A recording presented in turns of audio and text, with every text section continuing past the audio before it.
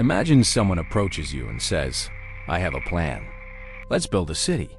Cathedrals, palaces, markets. Streets that never touch the ground. Roads made of water. Foundations of wood. All of this situated in the middle of a tidal lagoon." You say, "Great. How?" Because that's the real question, not the why, not the who, not the how. How do you build a foundation in mud that swallows everything? How do you erect walls when the ground beneath them shifts with every tide? How do you provide drinking water to 100,000 people when you are completely surrounded by salt water? How do you keep a city alive when it's trying to sink itself?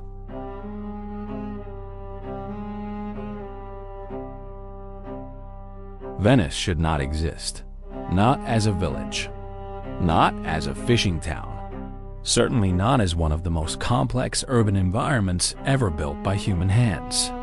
All the principles of urbanization say that this place should have been abandoned within a generation, swallowed by mud, dissolved by salt, dismantled by the tides. Instead, it remained standing for over 1,000 years. And it's still standing now.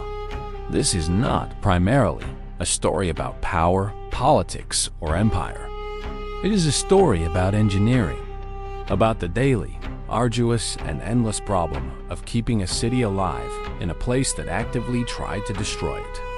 It doesn't start with ambition. It begins with terror. 450 years after Christ, the Roman Empire is collapsing. Waves of invaders cross the ancient borders, the Huns, the Visigoths, the Ostrogoths, a chain reaction of violence that spreads across Europe. The cities of northeastern Italy are burning one by one. Aquilea reached a population of 100,000 at its peak. Mosaic floors, heated baths. All the infrastructure of Roman civilization. Then, Attila arrives in 452 Anno Domini, and when he leaves, almost nothing remains. Only weeds sprouting among the destroyed mosaics. Silence where once there was a city. The survivors run towards the water. The lagoon, a shallow body of water between the northeastern coast of Italy and the Adriatic Sea, usually 1 to 3 meters deep. Dozens of small, muddy islands, constantly shifting with the tides. Brackish water neither sweet nor completely salty. The smell of something between sea and swamp, faint and persistent. The kind that permeates wood and stone and lingers. No one had ever seriously attempted to build anything there. The ground wasn't ground. It was soft, waterlogged mud that shifted beneath one's feet and swallowed anything heavy. The islands had no stone, no wood, no fresh water, no soil deep enough to cultivate. The problem was this: it wasn't easy to get there if you didn't know the way. The channels between the islands changed constantly. The fog reduced visibility to just a few meters. Anyone unfamiliar with those waters was lost. The refugees arrive, hundreds, then thousands. They drag boats onto the mudflats. They feel the ground shift beneath their feet with each tide. They watch the water rise around their shelters and make the decision, consciously or unconsciously, that this is where they will stay. Not because it's possible to survive it, because the smoke on the horizon behind them makes the alternative clear. The generation that arrived hoping the chaos would dissipate watched their children grow up by the sea. The cities they fled never recovered. There was no going back. That was all there was. The mud, the smell, the tide rising and falling, and the gradual realization that nobody had the slightest idea how to build a permanent life there. A long time. That's where it all begins and where it all returns. The bottom of the lagoon is soft, unstable, full of water, lacking the structural integrity necessary to support the weight of a wall. You can't build on mud. So they drive wooden stakes into the ground there. There were many stakes, thousands per building, driven vertically into the soft sediment, so close together that their ends almost touched a dense forest of wood beneath the surface, driven until they reached something firmer below. A layer of compacted clay called Coranto settled under the mud like a hidden floor, primarily alder and oak, cut from forests on the mainland, transported by boat, each one driven in by hand, overcoming meters of resistance until it settled into the slope below. For a single main building, the number of stakes reaches tens of thousands. For the city as a whole, over 15 centuries of construction, the number reaches millions. And then something unexpected happens. The wood doesn't rot. Wood exposed to the open air decomposes in a few years. But wood buried in waterlogged, oxygen-free mud undergoes a different process, a slow mineralization in which organic matter is gradually replaced by minerals from the surrounding sediment. The wood becomes harder than it was before, more like stone than solid wood. The stakes that supported Venice's oldest buildings are still there, driven into the mud in the 9th and 10th centuries Anno Domini. So hard you could turn a saw blade on them. On the stakes, horizontal wooden platforms. On these, rubble of stone and lime. On this, foundations of hewn stone. On these, walls. On the walls, everything else. But this is what the builders knew and accepted from the beginning. The mud continues to compact. Slowly, under the weight of everything built upon it, the ground gives way. A few millimeters a year. The buildings lean slightly, lean against each other, develop cracks that fill with salt and moss. The tide rises twice a day, probing the foundations. Venice was sinking the day the first stake was driven into the ground. This never stopped. The engineers solved one problem and inherited another. This pattern, solving one problem and inheriting another, will define every century of this city's existence. The piles solved the foundation problem, but only island by island. Venice is not just one island. It is dozens originally, about 118 separate pieces of land, divided by waterways. A city needs movement. Goods need to travel from the docks to the markets. Workers need to get to the construction sites. The sick need to get to the healers. How to connect 118 islands? First and foremost, the boats. Everything by boat. The canal network becomes infrastructure, as carefully managed as any road system. Canals are dredged to maintain navigable depth. Traffic patterns develop and are monitored. Certain canals become specialized: fish here, grain there, stone and timber in the shipyards. But boats have their limits. A densely populated city cannot function solely on water. The solution is bridges. The first bridges are simple, wooden planks spanning the narrowest channels. They rot, they warp, they collapse under the weight and are rebuilt. They are not feats of engineering. Desperate improvisation repeated incessantly. The crucial crossing takes place at Rialto, the deep channel of the Grand Canal, Venice's main artery, the division between the city's two main halves.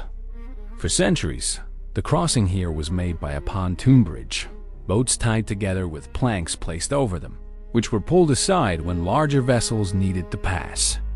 Several wooden bridges were built here over the centuries. Many collapsed. One famous collapse occurred during a procession. The bridge gave way under the weight of the crowd, and dozens of people fell into the canal below. The stone Rialto Bridge, the one that still exists today, with its single arch spanning 28 meters, was only completed in 1591 Anno Domini. The city took more than 1,000 years to commit to a permanent crossing at its most critical point. This is not incompetence. It's the pace at which things are built when every foundation is provisional and nothing can be taken for granted. But the solution to the mobility problem revealed a deeper issue, one that threatened not only transportation, but survival itself. The most fundamental paradox of Venice, a city entirely surrounded by water, yet with virtually no drinking water. The lagoon is brackish. The Adriatic is salty. There are no rivers on the islands, no springs, no aquifers to exploit. The only fresh water available falls from the sky. Thus, Venice built the most sophisticated rainwater harvesting system in the medieval world. In almost every field and every open square, there is a system, not just a tank. A carefully designed filtration system. Rainwater falls onto the paved surface, drains through drainage holes at the edges, and enters a layer of fine, compacted sand around a central clay-lined well. The sand filters the water as it seeps in. The clean water collects below and is pumped out through a wellhead in the center of the square. Hundreds of these systems are scattered throughout the city. Each one is maintained, cleaned, and periodically receives new sand to preserve the quality of the filtration. The system is elegant but fragile. During droughts, the cisterns have low levels. In case of floods, salt water invades the drainage system and contaminates the supply. The drinking water of an entire neighborhood can become unfit for consumption overnight because of a single high tide. After major floods, the cisterns need to be emptied, cleaned, and refilled before they can be used again. When the local water supply fails, water arrives by boat, freshwater barges from mainland rivers, selling water in buckets at the city's docks. Fresh water is never abundant, is never something you can take for granted. Every drop is collected from the rain, filtered through sand and stone, or carried by hand through open water. Beneath the city, another system operates, a system that the builders did not entirely design, but on which they learned to depend. As the tides, the lagoon experiences regular tidal cycles. Water from the Adriatic enters twice a day, flows through the network of canals, and returns. In a city without planned sewage infrastructure, the tides become the sewage system. Waste that enters the canals is carried out by the low tide, dispersing throughout the lagoon. It's not clean. Venice smells bad, especially in the summer, particularly in the narrower canals where the water flow is weak. But the system works well enough that the city doesn't collapse under its own sewage, which, for a settlement of this density on islands with no soil to absorb anything, is a great achievement. But the tidal system only works if the channels are open. Silted-up canals lose their flow. Stagnant water doesn't renew itself. Stagnant water breeds disease. That's why the city carries out dredging constantly, generation after generation. The mud scraped from the bottom of the canals is loaded onto barges and taken to the edge of the lagoon. The dredging never ends.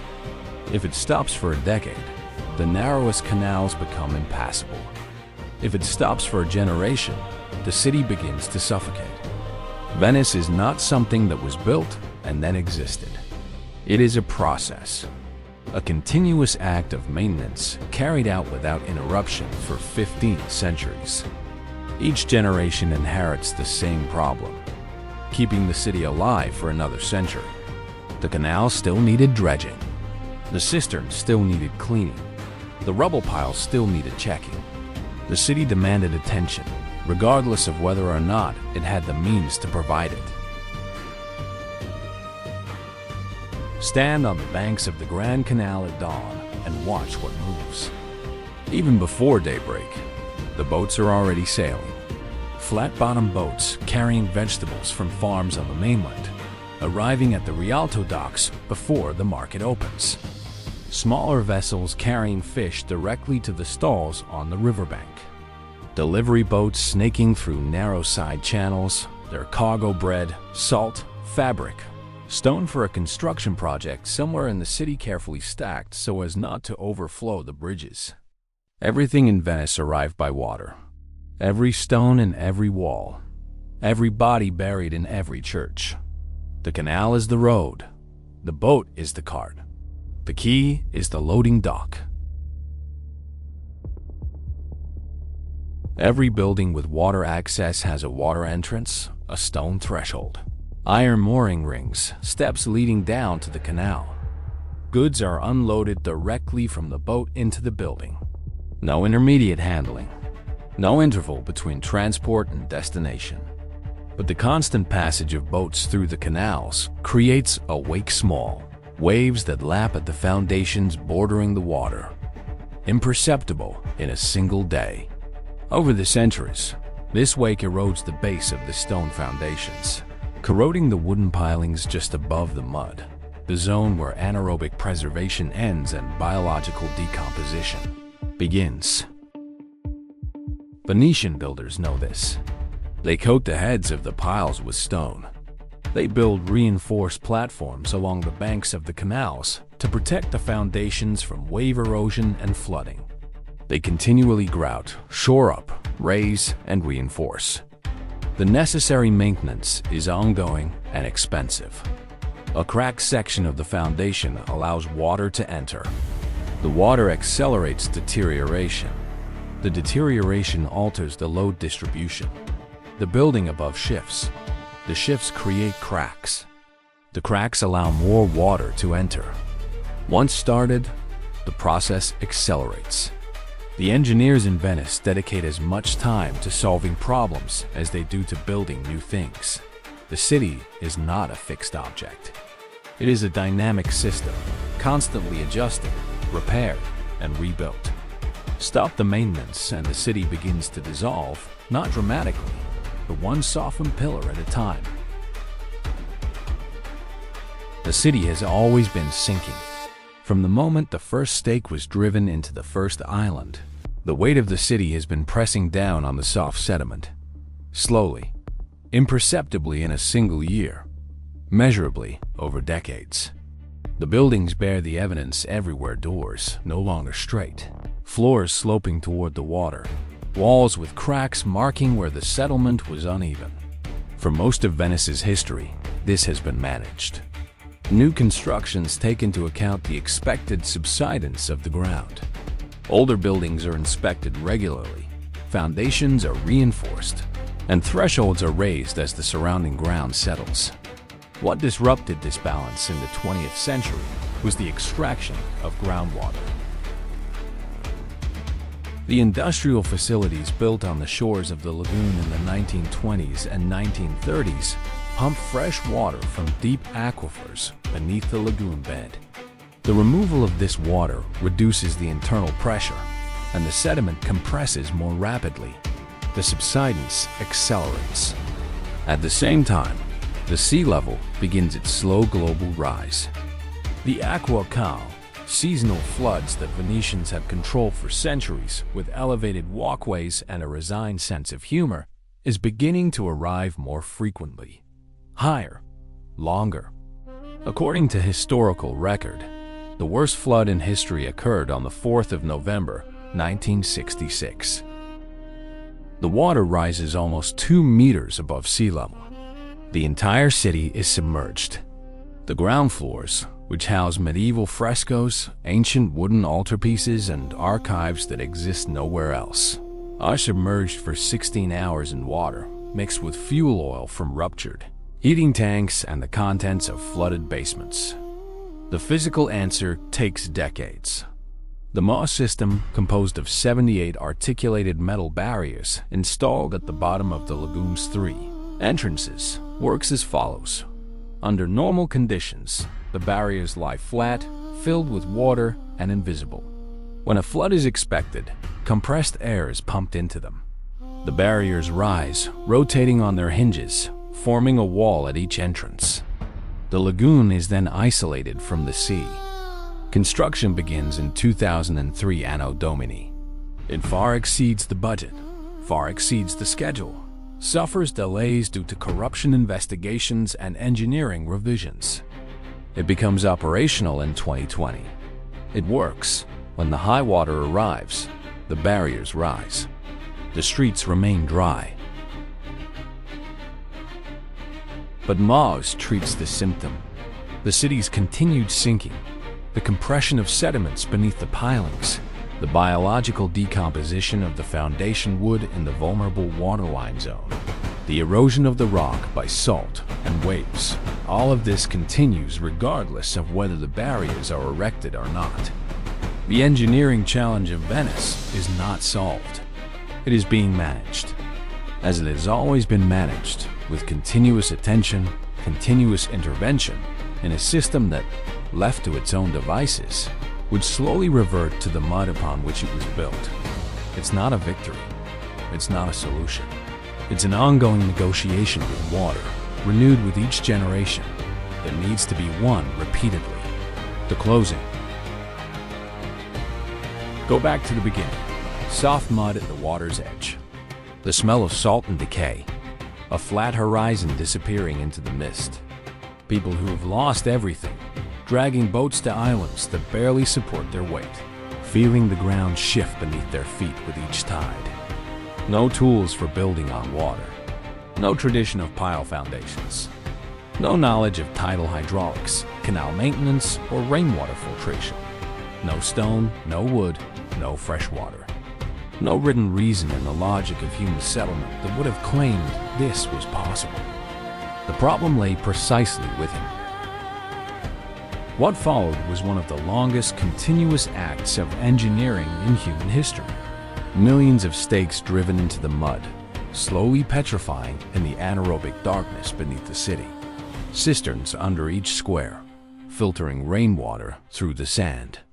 The network of canals dredged continuously for 1,000 years. Bridges crumbling and being rebuilt, first of wood and then of stone. Foundations constantly shored up, raised, reinforced. Buildings that are always giving way towards the water. Every problem that should have destroyed the city generated a solution. Each solution created the next problem. The city is the sum of all these answers, a physical record of every challenge the lagoon presented and every solution found by its builders. The foundations are still there, in the oxygen-free mud beneath the canals, under the stone thresholds, under the marble floors of churches that have housed worship for 900 years. The wood is still there, still enduring, still bearing the weight, still doing exactly the job it was designed for by people who had no guarantee it would work. This act, driving a wooden stake into the uncertain mud and deciding to build upon it anyway, is the founding gesture of one of the most complex cities that human beings have ever created. Venice will teach you something that no engineering textbook can capture, that the most durable structures are not always built on the firmest ground, with the greatest resources by the most confident hands. Sometimes, the most durable structures are built by people who had no other choice, who drove their stakes into the mud not because they believed they would hold, but because the alternative was to give up. The wood held up. The city rose up. The lagoon is still there. The tides still flow through the channels as they have for 15 centuries, patient, indifferent, probing the foundations as water always does, searching for the place where something gives way. So far, nothing. The mist rises from the Adriatic. The bells ring out on the water. The stone is wet. The wood beneath it is older than memory. And Venice is still there, still standing, still sinking, still resisting. How do you build a city on water? You drive a stake into the mud, and then another, and then another, and you don't stop. They didn't stop.